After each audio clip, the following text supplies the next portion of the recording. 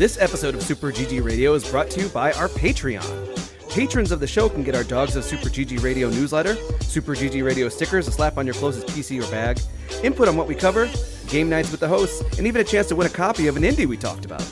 Not only that, but 90% of all patron contributions go to the Children's Miracle Network of Hospitals. Visit patreon.com/superggradio to learn more.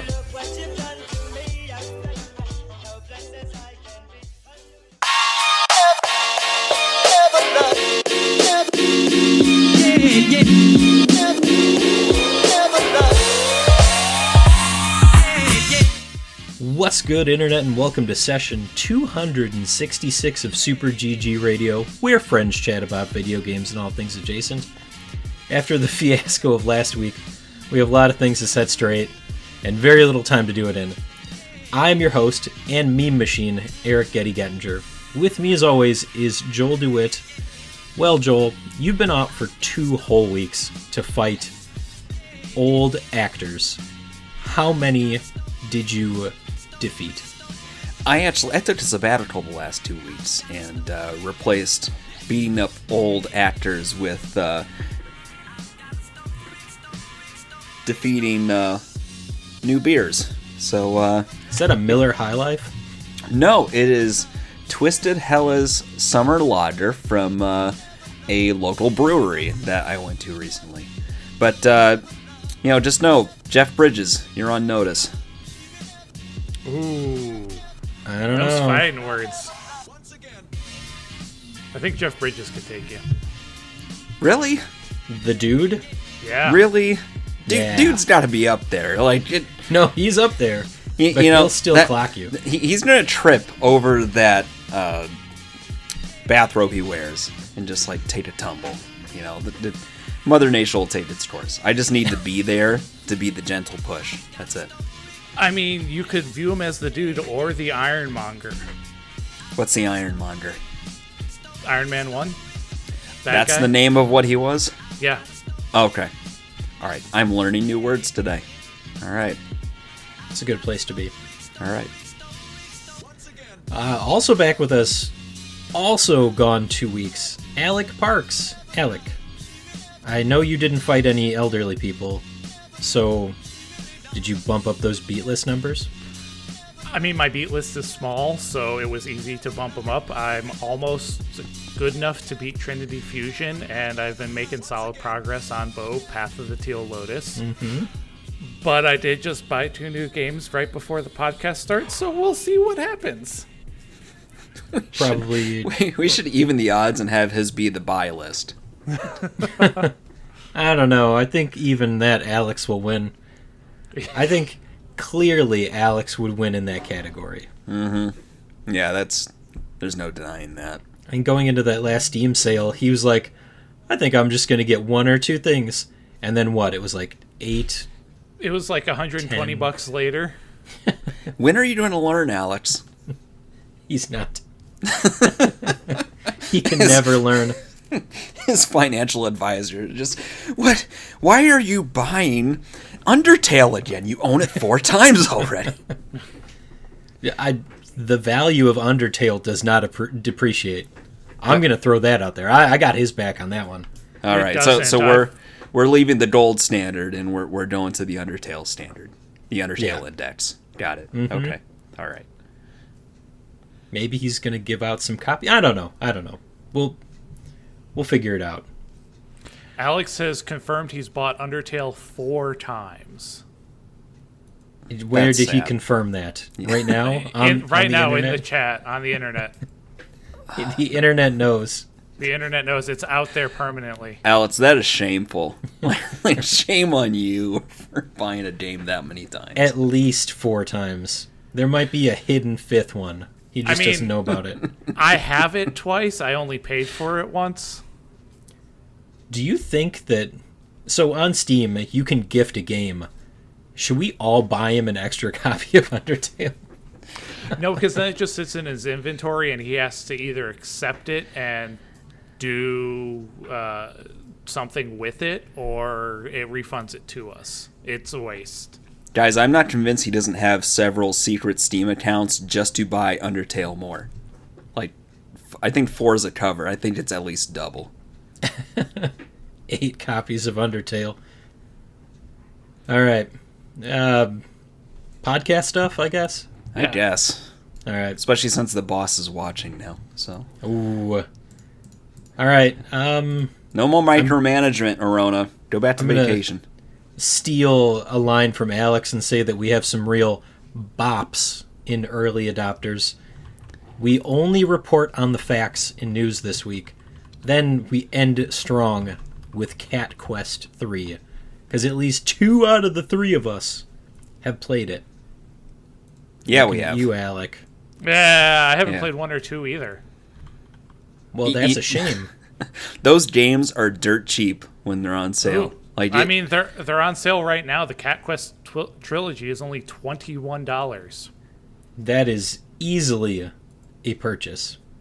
I have no idea what you're talking about. I did not just buy it right now while we're speaking. Oh, come on. add it to the buy list. Add it to the buy list. This could be competitive then. Okay. I rescind my previous comments on the buy list. I think we can do this.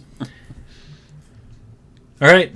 We're going to mosey on over to early adopters where we play alphas, betas, and games where I accidentally, or maybe purposely, cloned myself. Mm-hmm. I think I'm a clone now.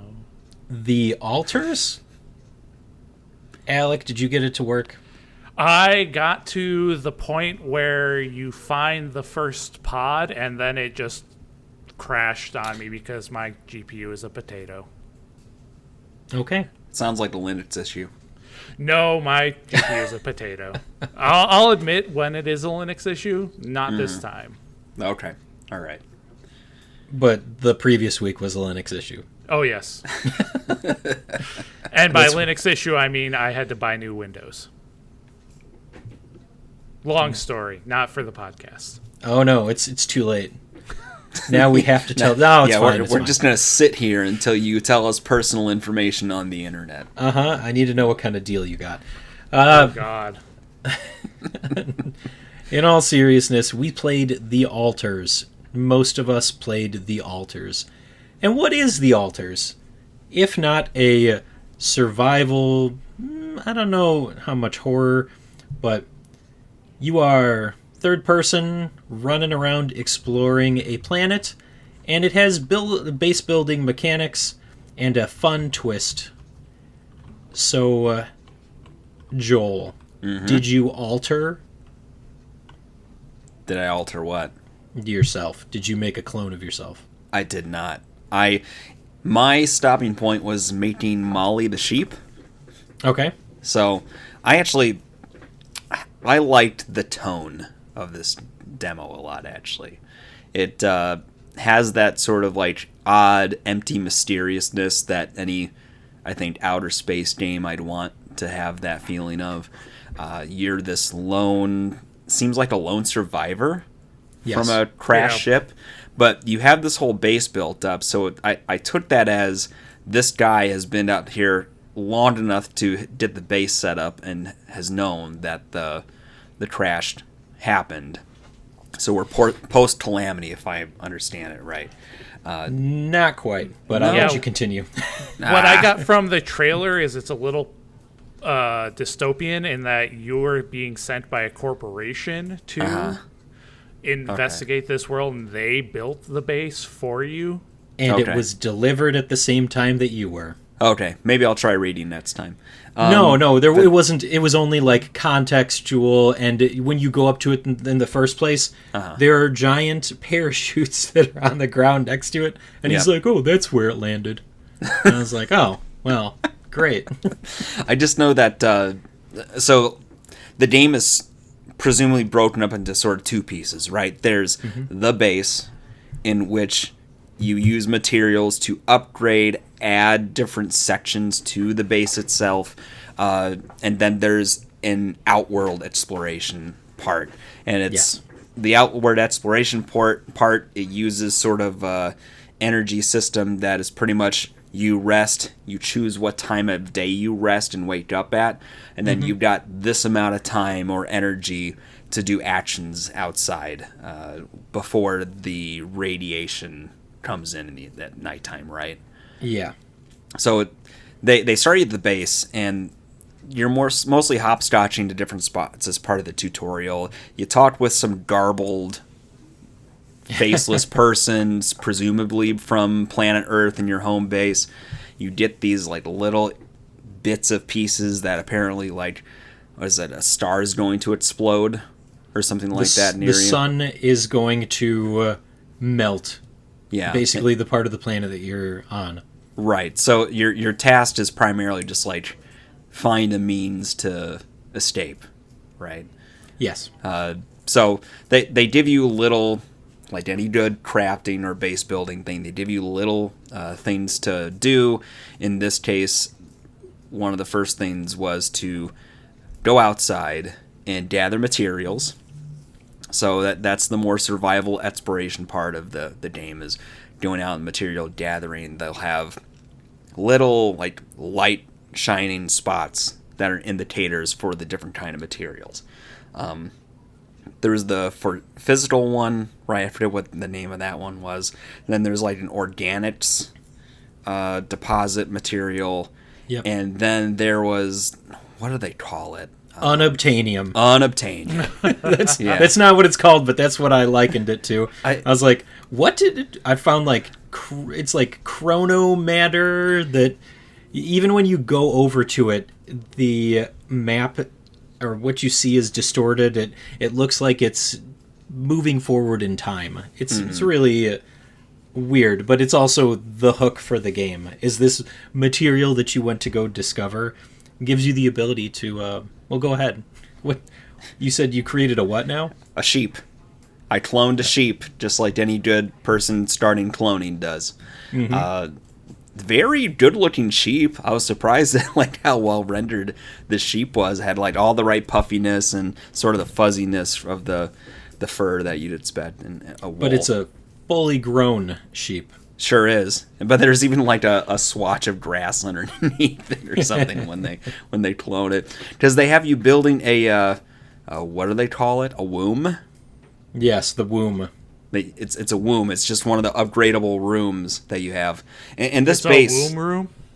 A womb room. The womb room. Yeah.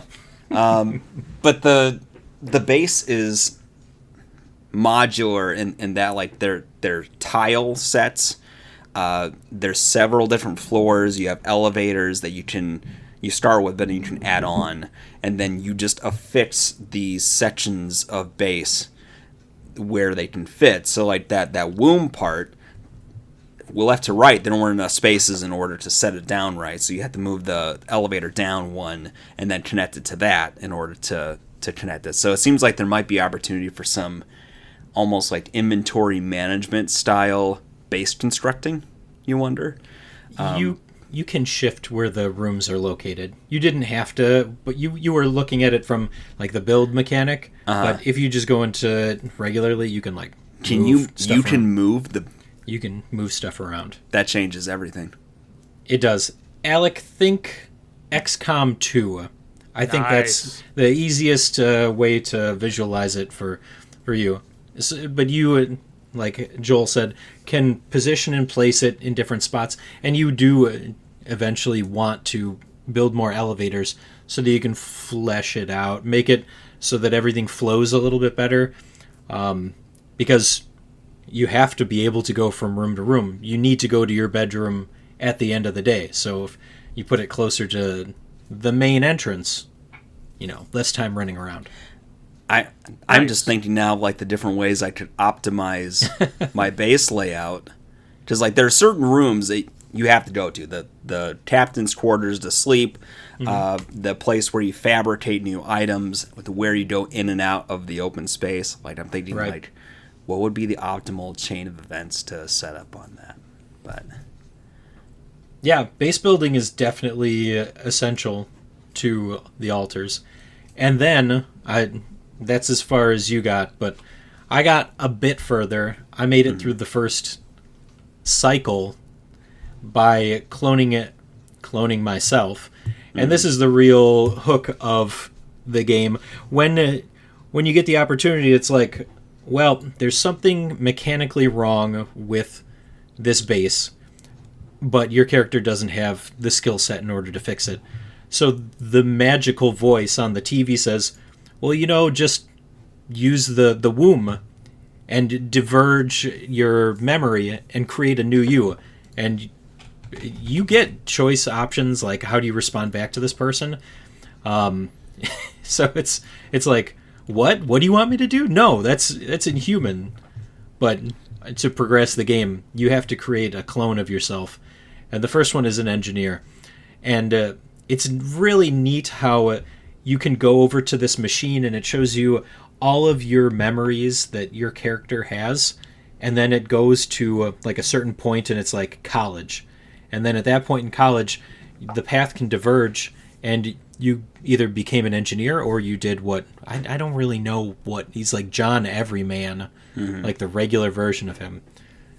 So in that regard, you get to clone yourself after having diverged the path, but then you have to have a conversation with him. And do you remember in Until Dawn when you would make choices and have conversations with people and it would change their perspective or it would give them different traits? Yes. Same kind of thing. So as you're talking to him, he's like, well, you're the clone. And depending on how you react, he might become more hostile towards you or he might befriend you.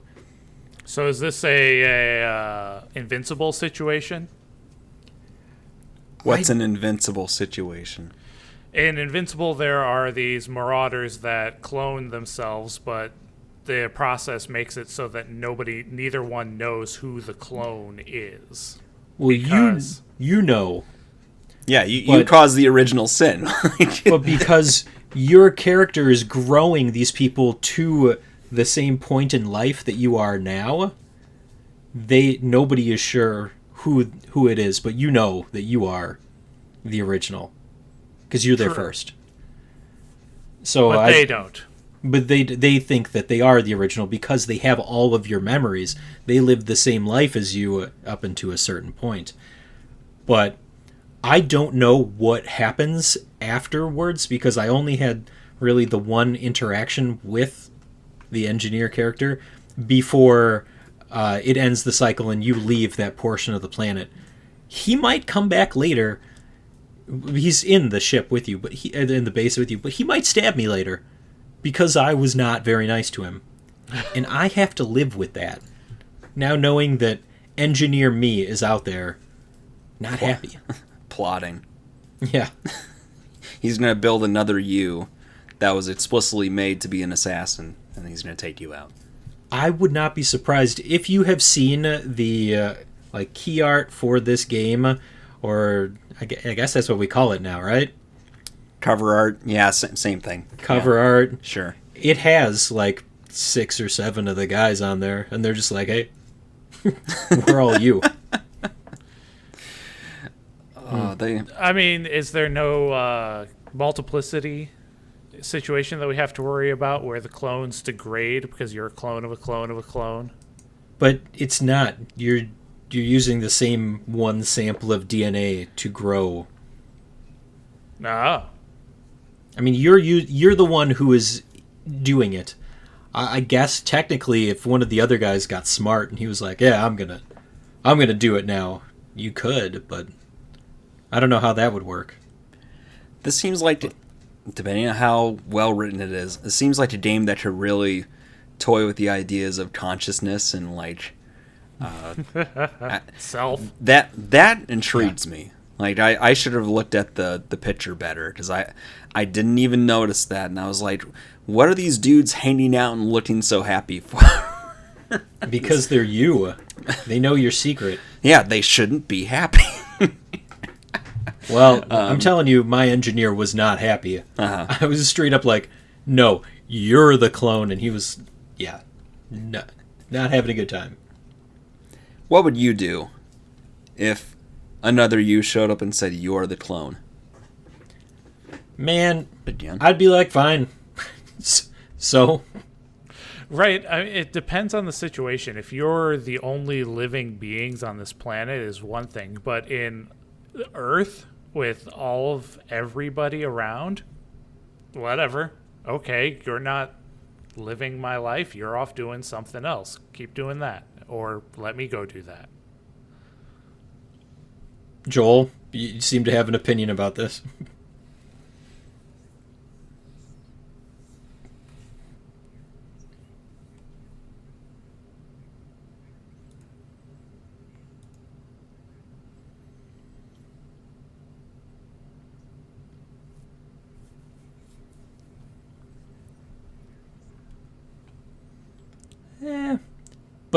But it's Japan Joel.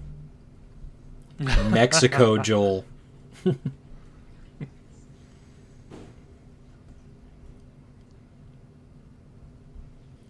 I mean, not if you. Hey man, it's not like it was. The artwork is a little bit more creative, different facial hair for these guys, but for us, no, we're not that. I imagine that Japan Joel is just Joel Shido from Persona 5.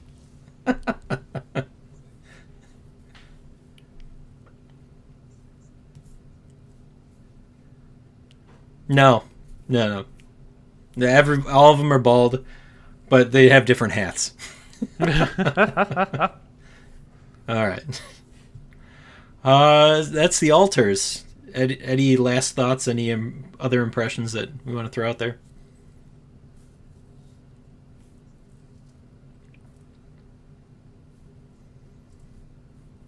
I try and get the most out of my playtime. I try to. Doesn't always work.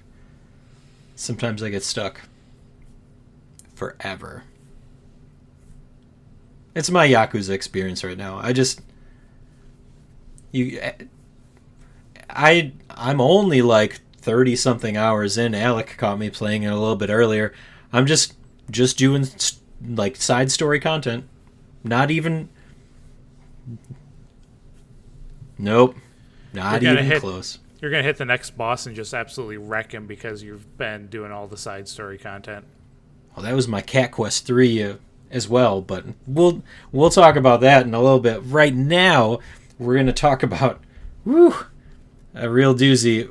We also played Freaked Fleapit.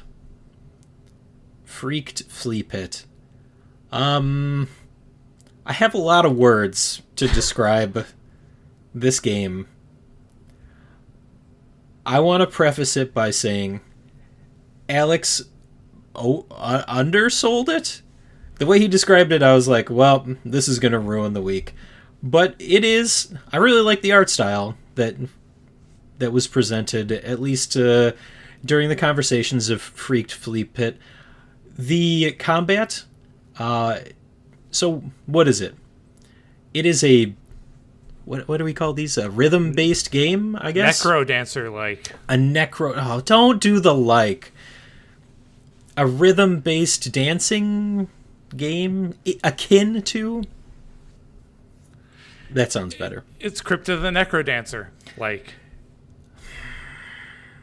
I'm huffing it's true. right now. Yeah. I am huffing.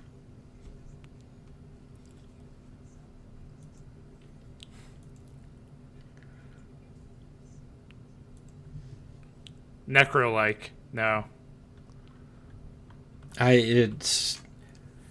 Anyway, for those that are familiar with Crypt of the Necro Dancer, you move your character along to the rhythm and are defeating enemies and progressing through a dungeon in order to unlock story beats, collect things in order to... I imagine, I don't know how far you guys got, but the things that you collect should have some use later on. I didn't find anything for them in as far as I played. Yeah.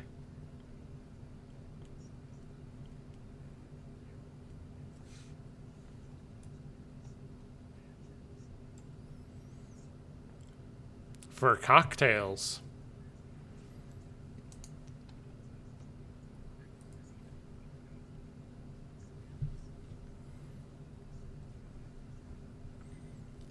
Mm-hmm.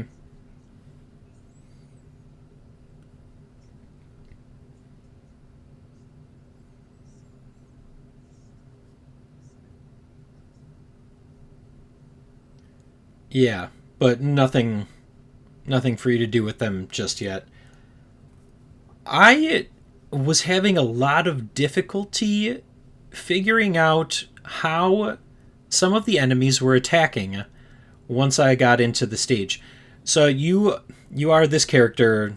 Story-wise, you are a character who has been sent to hell. You're not supposed to be there, and the only way that you can get out before your soul escapes is to progress through... What? You have to go through all the circles of hell and get permission slips signed in order to go home.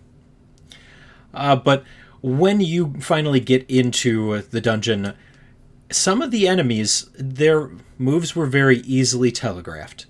And I'm fine with that. For an introductory stage, these guys were jerks.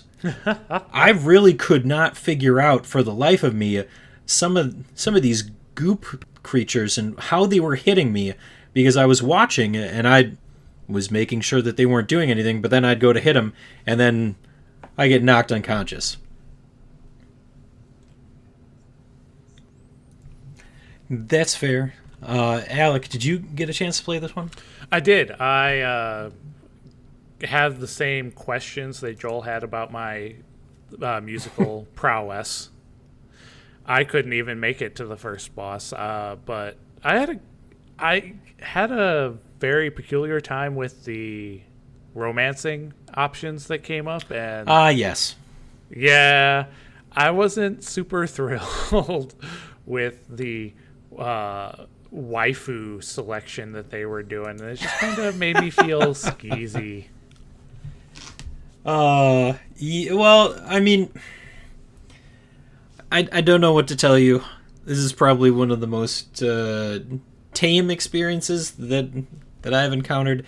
But you would do what you're referring to is that when you would come back to your home base, you're given the opportunity to do little side quests and missions with the characters that you can interact with, and then you will get like a capture gallery picture. Yeah.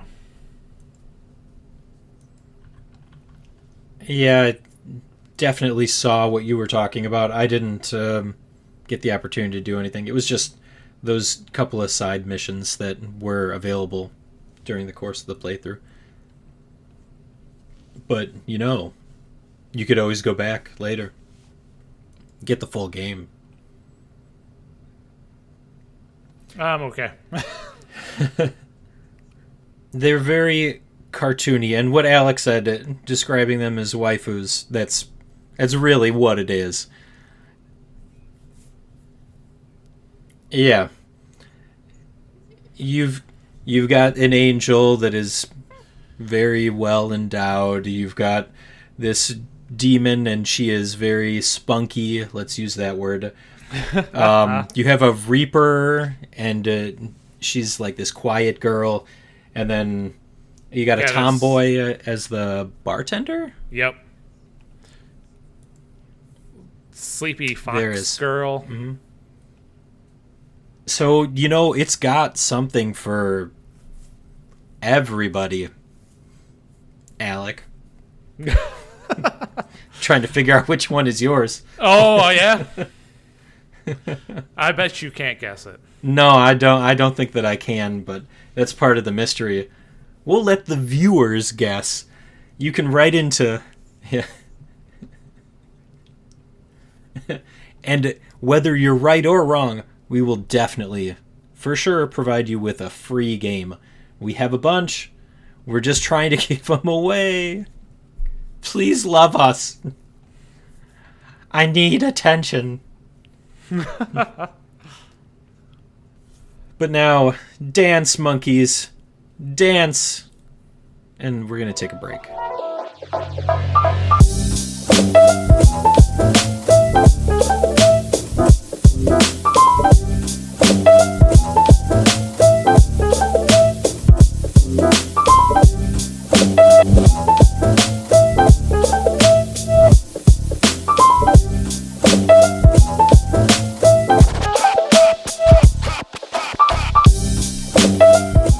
right, this is the news with Super GG Radio. Now, with 60% less on-screen booze for this week. Okay, well, I guess I also poured myself a drink, so these numbers are just made up, and the points are whatever. I haven't watched Whose Line Is It Anyway in forever. Everything's made up and the points don't matter. Oh, that's been a long time since that's been on, right? Percentages? Oh, it's still going. It's still going. Oh, it is? Yeah. Just not with Drew Who Carey. hosts it? Whoa. I know it was Aisha Tyler for a while. I think it still is. Okay, good for them. I had no idea this still existed. I know that. Yeah. I know that Drew Carey's busy getting crazy at Fish concerts at the Giant Sphere, but. Okay. Also interesting. Now he's a guest panelist regularly on After Midnight. After Midnight. I Yep. don't know what that is, but I found it on the TikTok. on the TikTok. That's I your also first am mistake. I'm not a person on TikTok, so I live a very happy life. I want you to know. I'm sure you do. I'm not bound by the laws of TikTok. Not yet. You guys see stuff on there that I will never see, and I'm very happy about that. Yeah. Some of the stuff I've seen cannot be unseen. And Alex is the biggest perpetrator of that. He sends me Instagram like links and stuff like that, or Snap. Because he can't get on TikTok anymore. Yeah, and it requires an app, and that I've reached that threshold now where it's like, nope, if I need the app. And the worst part, I got a TikTok because he kept sending me that crap to me, and I caved and got the app, and then for some reason he stopped using it, and it's like I'm not jumping to another ecosystem. Yeah. Yeah, it was all because of his work. His work blocked it. Yeah. Yeah. So this week's episode brought to you by TikTok. Please don't. We might be on it. Who knows? I hear that rumor. Really, in real news, well, most of this is real news, I guess.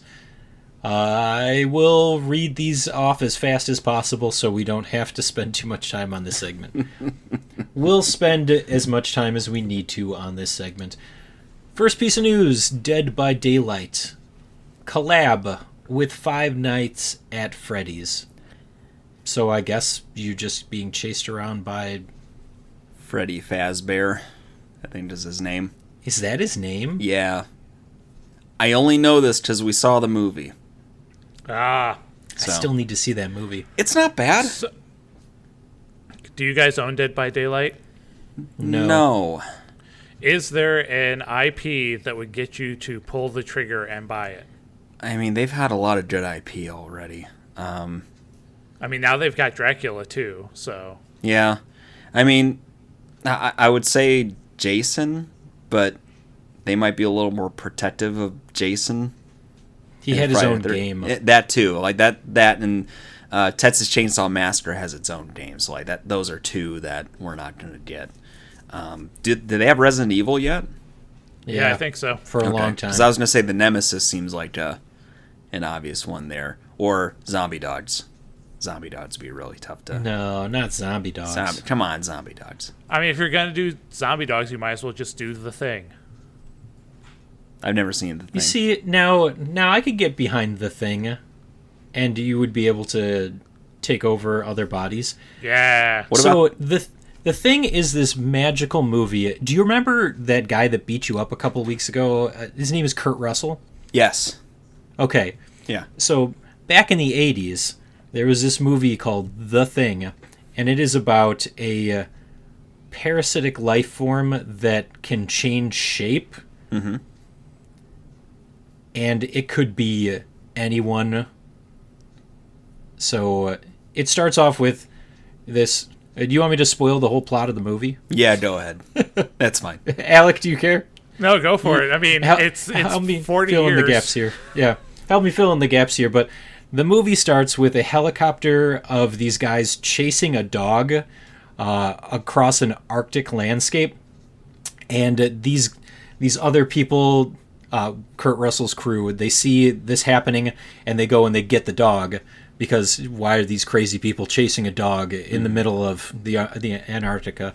So they take in the dog, and then weird stuff starts to happen. This dog starts to take different shape, and they just start going crazy because they don't know what's real or who's real, and so it is this deadly monster that gives you doubt because it can change shape. Yeah. I see. Yeah, that'd be interesting. I assume they've had a Stranger Things collab by now. That was probably one of the early ones. Oh, yeah. What else? Predator? I want to say that probably. Terminator. No. I think they gonna should say do no. Terminator. Hold on. I should probably just check to see what There's got to be it. a list somewhere, right? I'm just guessing right now because, every time this happens, Alex adds it to the list, and I'm like, all right, whatever. And my brain takes in this information. Rick and Halloween's Morty. on there. There's not Rick and Morty. Halloween's on there. Mike Myers is on there. Yep. Nice. We've got Tomb Raider, Dungeons and Dragons. Leatherface Alan Wake. is on there. There you Okay. go. All right. Chucky, Stranger Things, Alien, Okay. Nicolas Cage. Did you forget about that one? I did. It's Nicolas Cage. It's him, and he's just making creepy noises. Resident Evil, Hellraiser, Okay. more Resident Evil, Silent Hill? No. Silent Hill, yes. Oh, yeah, there it is. Okay. All right. Left Behind, Ghostface, Leatherface, Saw, Ash and Evil Dead, Nightmare on Elm Street. This says The Halloween. So, let's think like non-horror. What non-horror thing would you think to be fun to be in Dead by Daylight? Scooby-Doo. Scooby-Doo. Okay. That's not bad, actually. Like that. Yeah. That's actually a serious answer that works well. Yeah. Okay. Good. Ooh, Johnny Bravo. I'm also okay with that. Care Bears. Yeah. Yes. Just Yes. 3 or 4 of them, and it's like, hi, I love you, and then it rips your head off. With that, Care with Bear that, stare. yeah, that laser, that stomach laser they shoot out, right? Yeah. Oh man, All right. My Friendly Neighborhood. Ooh. Dead by Daylight. Make it happen. All of these ideas. Somebody has to call him a coward. Joel, do it. Cowards. All right. Sad news as Game Informer shutters after 33 years. Seemingly happened overnight. One day they existed, the next day they were completely gone. All of those reviews that had been in the works, gone forever. That always bewilders me a bit. Like, why they just... I mean, somebody knew this was happening, and obviously they didn't tell the people working because they knew it leaked out or something like that. But why you... and then not give people a chance to back up or save their work or have a good farewell tour thing, I don't get it. It's very cynical. Some of it's done. I know that based on the email that I got from GameStop that the next issue was supposed to have the coverage from the new Dragon Age game. Gone. Imagine how upset they are. Imagine how upset I am. I want to know if the game's any good. They got to play it. It's gone. It's bogus. Man, yeah, it's. I mean, 33 years. That's ancient in video game news coverage. Ages. Them still being a print magazine is still something very novel at the time. Gosh, last time I had a print magazine was EGM, Electronic Gaming Monthly, back in like the 90s. So, yeah, I mean, it's a sad loss of a relic and a fixture in games media, but I don't understand why they took down everything. Like, I kind of get just stopping everything that's going to happen, but they got rid of everything that was, too.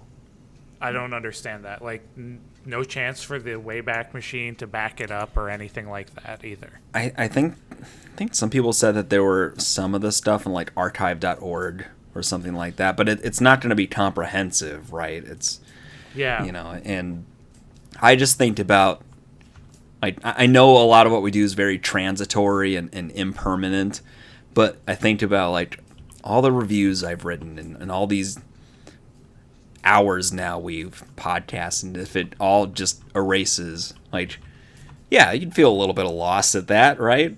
Just that many. No, not you. No, not me. I'd be like, all right, just keep going. See, Daddy. Remember, some of us take. I don't have object permanence. After the episode, it's gone. I don't even think about it. That's probably the way to live.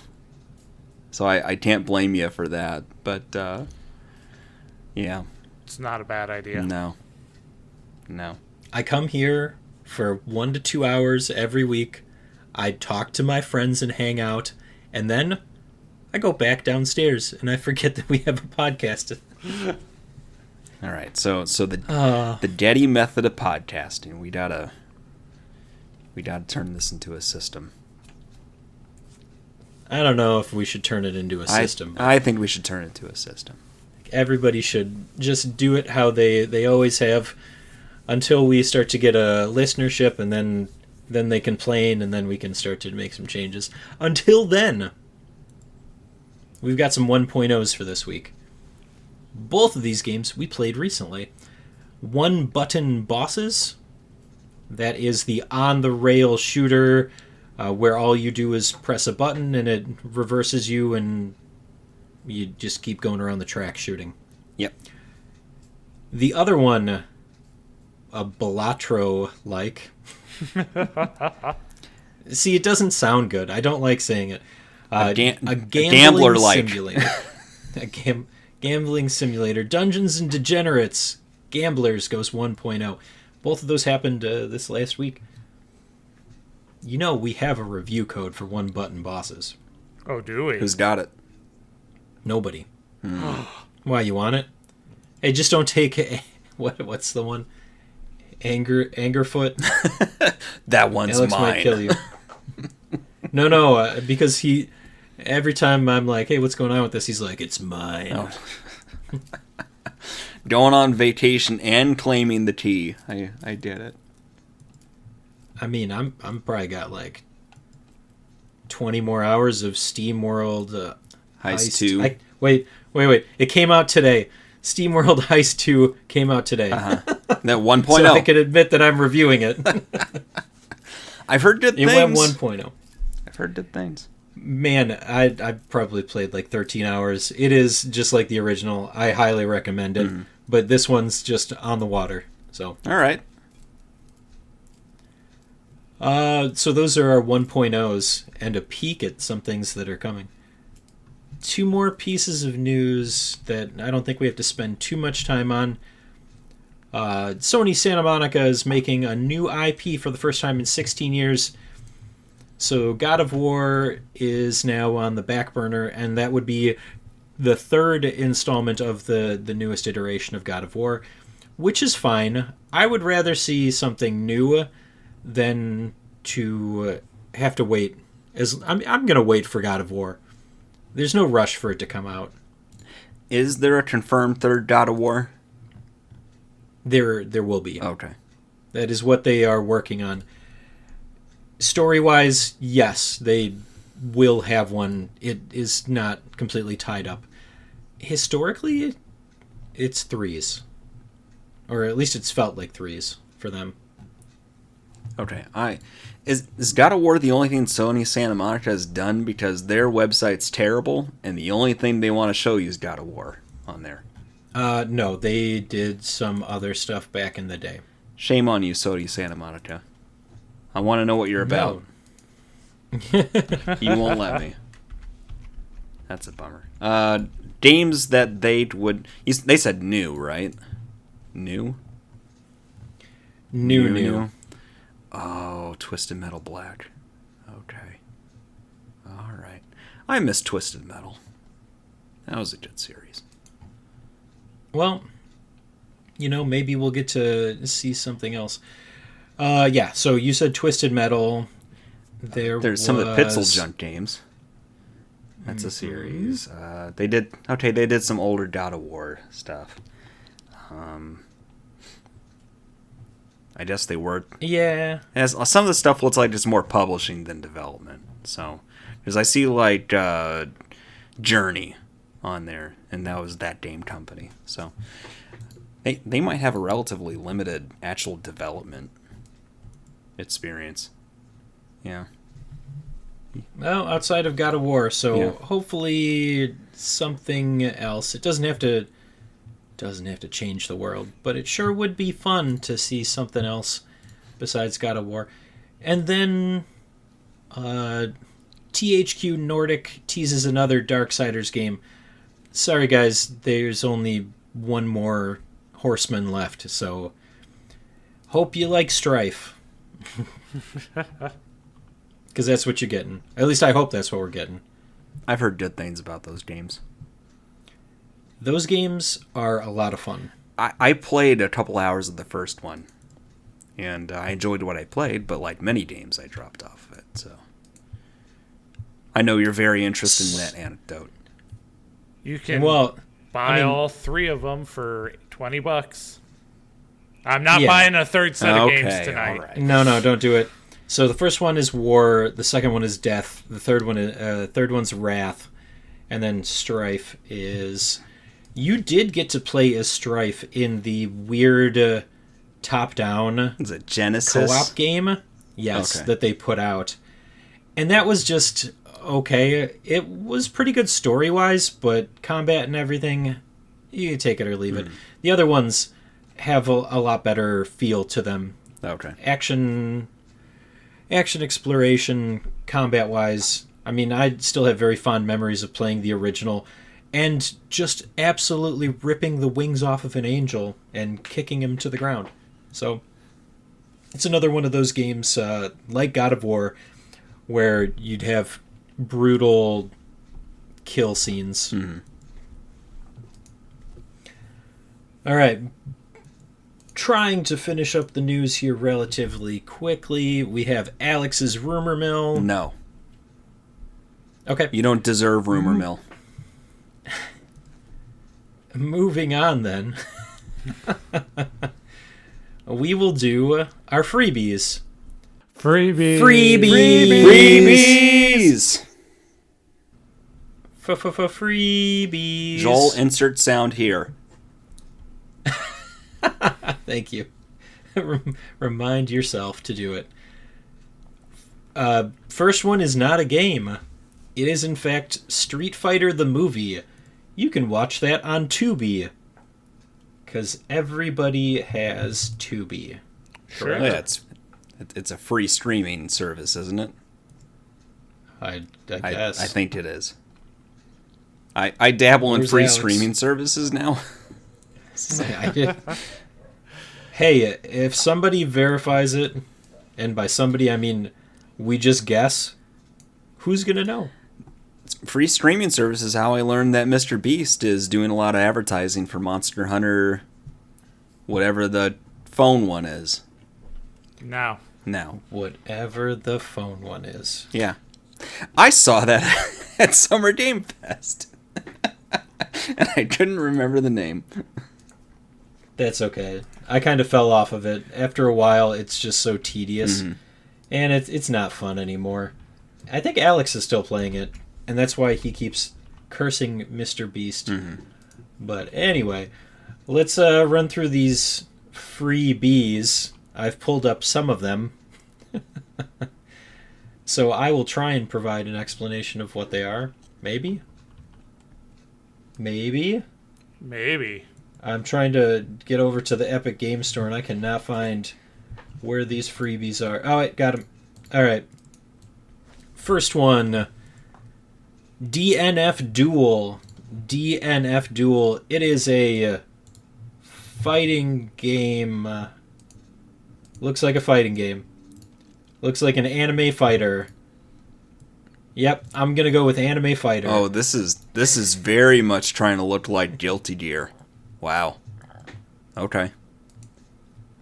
All right, so that's that one.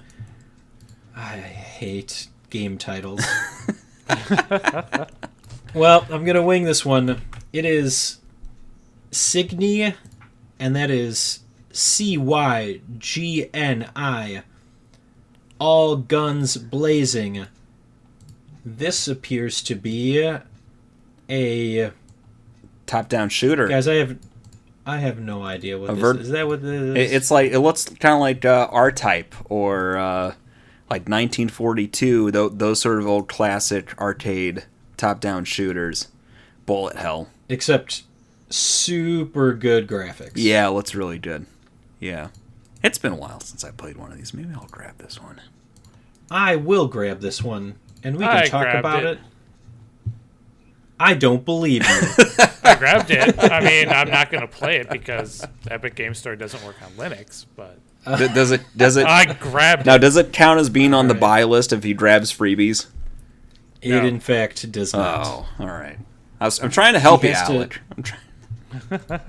I mean, it's a good question. However, if it's going to count, there has to be some amount of shame that happens with it, right? Well, I have plenty of shame. Moving I mean, in on. general. Okay. Next one, Warhammer 40K Speed Freaks. This looks like Twisted Metal. I don't believe you. Blaze into high-octane mayhem of clashing speed mobs with adrenaline-fueled combat racing through the brutal Warhammer 40k universe. Drive ramshackle vehicles loaded with bombastic weapons and powerful abilities in a breakneck, full-throttle speed wah to the death. Wait a second. That's You weren't. you just described Twisted You weren't. Metal. Wow, Yep. you weren't kidding. Okay. All right. I need to get that one too then. All right, do All it. right. It's free. Sweet. And Add you it get to your do library. Speed wah. Don't we all?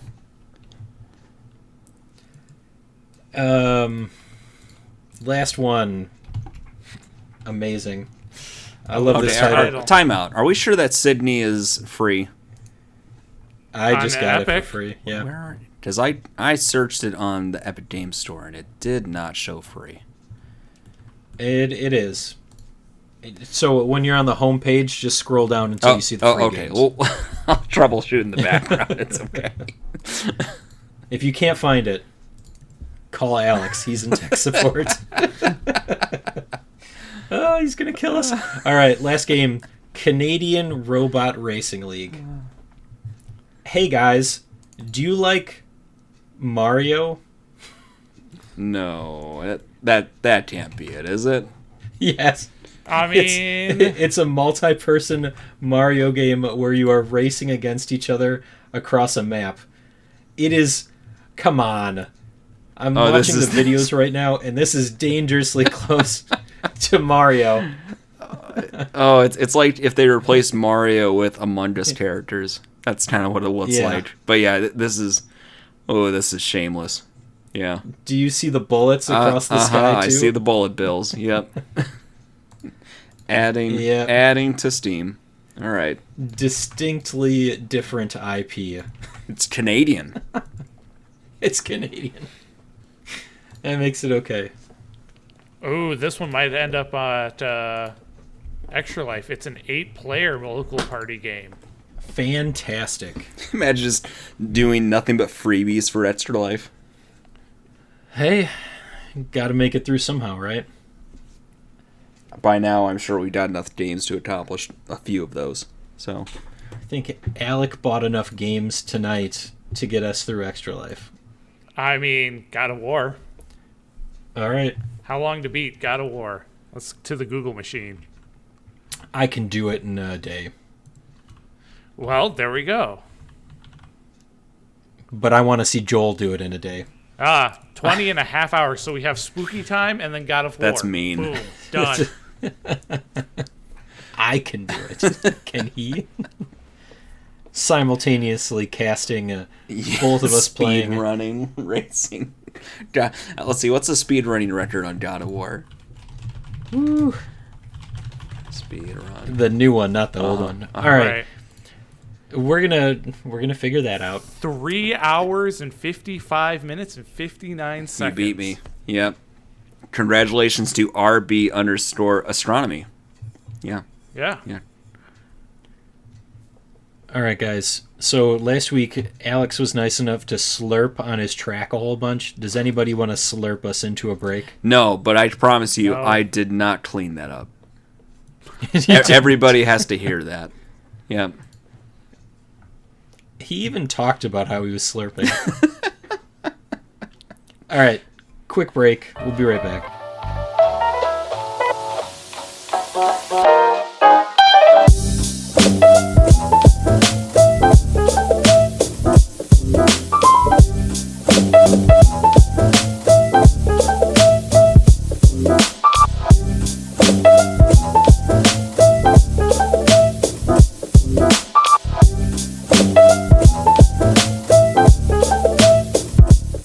Well, you know what? We're gonna do this part, and if we lost his audio, then we will just have this be the episode. You know what? Actually, let's go ahead and get to this here. We'll make it brief though.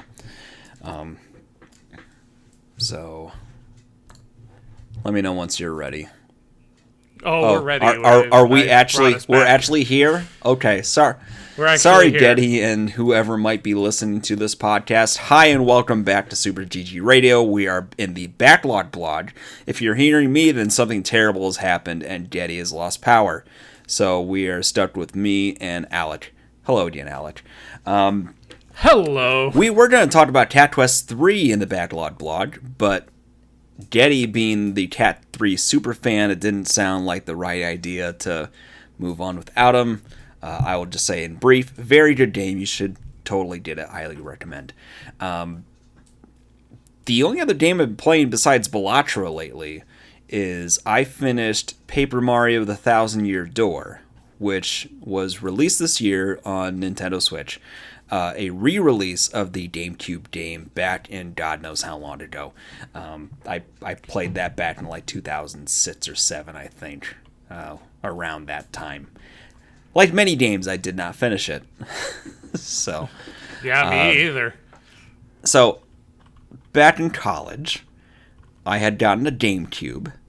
The only reason I got a GameCube was because at the time they were selling it with a disc with 4 of the Zelda games, like the first 2 original ones and the 2 N64 ones. Because if they're selling it with Zelda, why wouldn't you get it?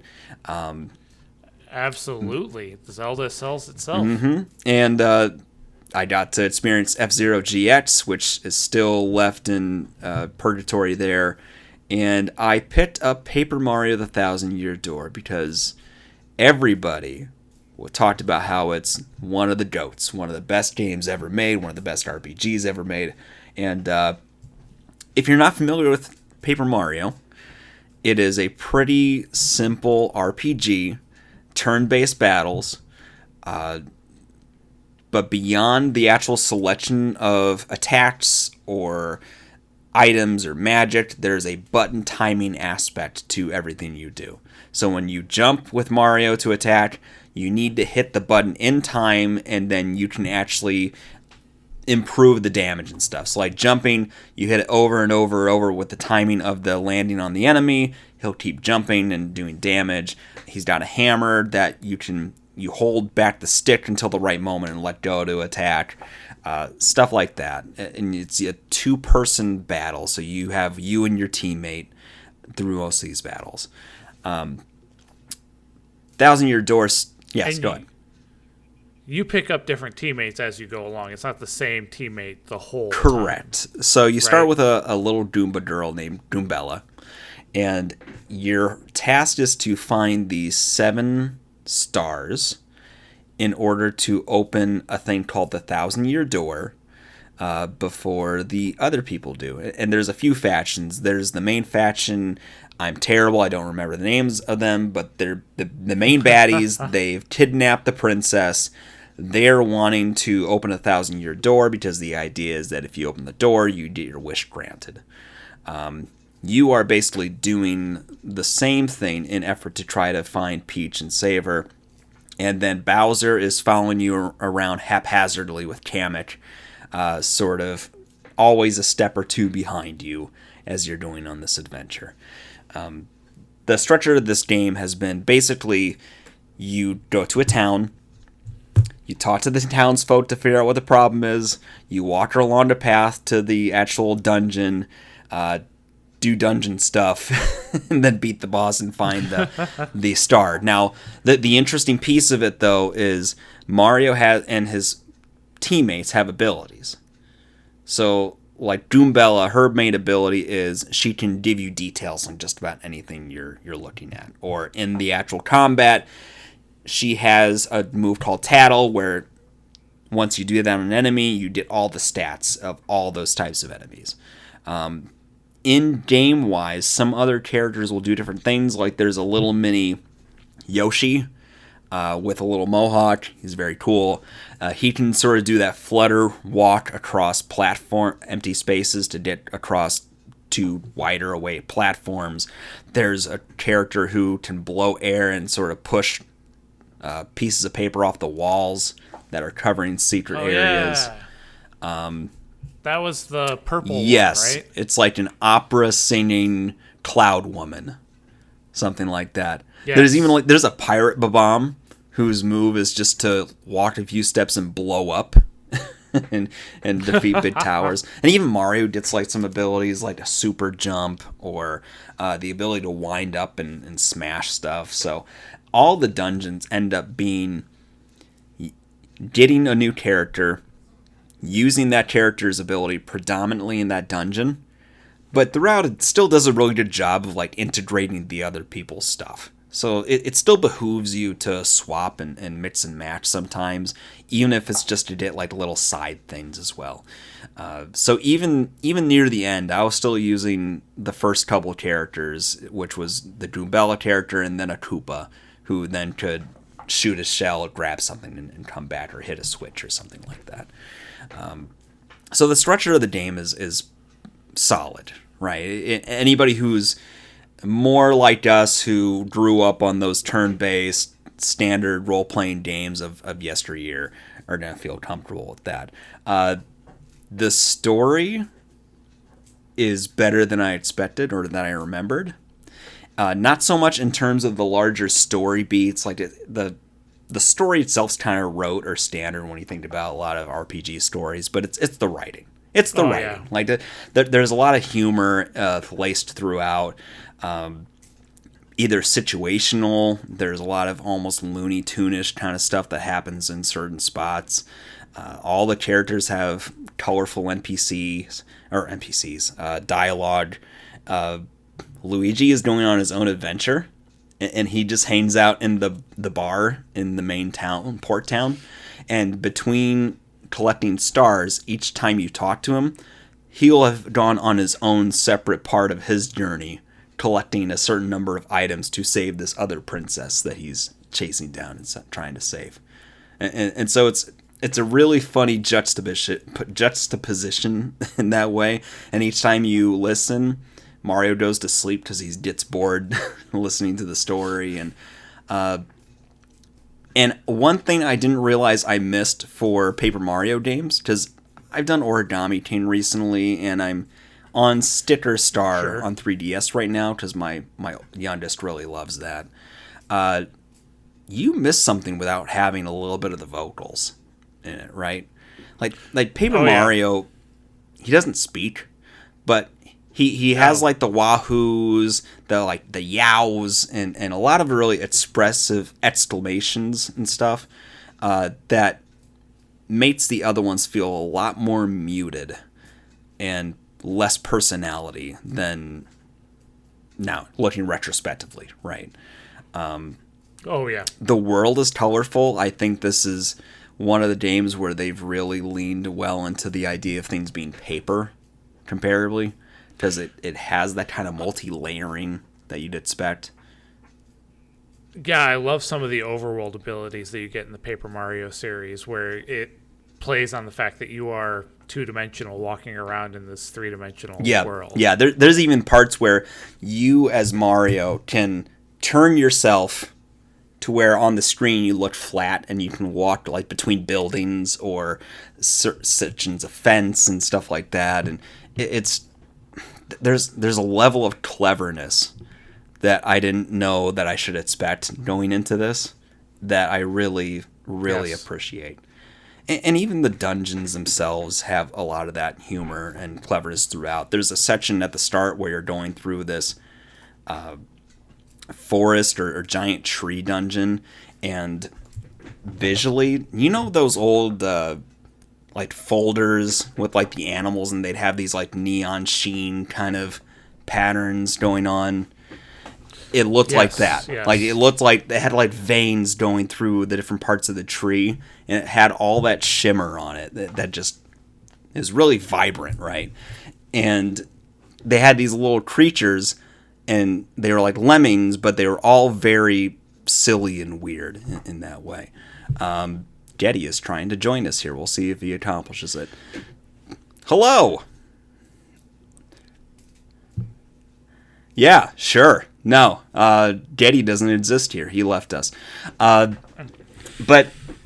there's that, and then there's a section where you're going to basically like arena to do gladiator fights with people. I think that's about where I stopped on my first. Yeah, which I mean, I've seen other RPGs do that, but again, it's the mixing up of things that really keeps it from becoming too dull or repetitive when you consider that the base combat is really simplified, right? So it could easily get tired in that way. Especially because, so for me, I went from Super Mario RPG to Paper Mario Thousand Years Door. I skipped the original Paper Mario on the 64. Yeah. So yeah, the combat being simplified was definitely something I noticed. Yeah, that's one I need to go back to. My son got it from Santa and then didn't touch it. So I'm quickly finding that the newer generation doesn't necessarily appreciate turn-based RPGs. That's what I'm learning here. Because for all the people that seem to hate the newer Paper Mario games and love Thousand Year Door, my son's favorite one is the newest one, and he could not care less about the Thousand Year Door. So there's that caveat for people. Is like, if you don't like this genre, this is not going to win you over.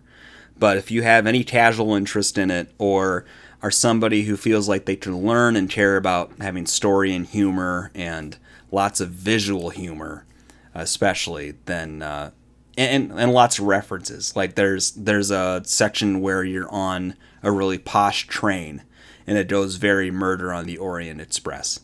Oh, so yes. like that, very nice. These people knew what they were doing. It's a little less buttoned up and, let's say, like refined than you might find more current Mario games. You know how there's sort of like, I don't want to say professionalism, but like things were a little less buttoned up, right? It could be a little bit. They didn't take themselves as seriously. Right, exactly. This does not take itself very seriously, and it's better for it. So, but yeah, I think that's pretty much just it for Paper Mario Thousand Year Door. Where do you rank it in the Mario RPGs that you've played? I've only played a handful with that caveat. It's probably at my top just because it hits all the right buttons for me. You know, as an RPG fan, it has the pacing mostly right on it. I think it dragged a little bit near the end, but I also feel like that's very RPG to feel like you're ready to be done with it. And it did the right thing, which is like you feel like you've had an experience at the end. It sits with you a bit, and it's like I kind of wish I could go back and replay that again for the first time, kind of thing, right? So nice. Highly recommend for anybody who's remotely interested in that. And if you liked old RPGs, it's a perfectly good entryway into the series. Awesome. Okay, and now that's going to bring us to our last segment, One Last Thing. And One Last Thing is brought to you by Getty being betrayed by the power. He is here laughing silently because we forbade him from returning. And I don't know if his recording got saved. Anyway, oh, you do have it. Okay.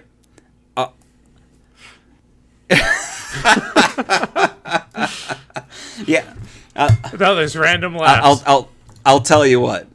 Put time dot record. Put time dot is. We'll be real sloppy with it. Sure. Why not? There's that word again.